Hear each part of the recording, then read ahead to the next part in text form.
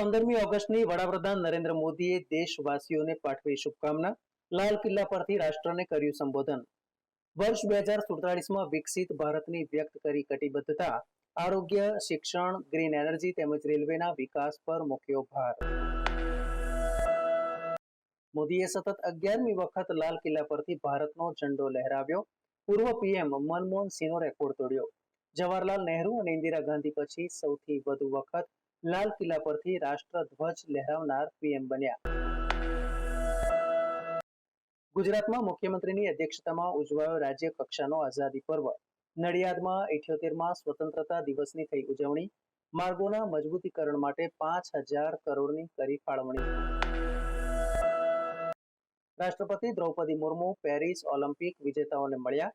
રાષ્ટ્રપતિ ભવન ખાતે યોજવામાં આવી હતી મુલાકાત. વિનેશ ફોગાટની મેડલ માટેની અરજી ઓલિમ્પિક સમિતિએ ફગાવી. 100 ગ્રામ વધુ વજન હોવાથી ફાઇનલ માટે થઈ હતી ડિસ્ક્વોલિફાય. બાંગ્લાદેશમાં હિન્દુઓ પર અત્યાચાર મુદ્દે ગુજરાતના સંતો મેદાને.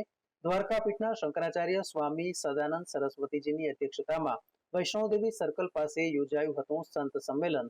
સ્વામિનારાયણ સંપ્રદાયના એક પણ સંત ના દેખાયા.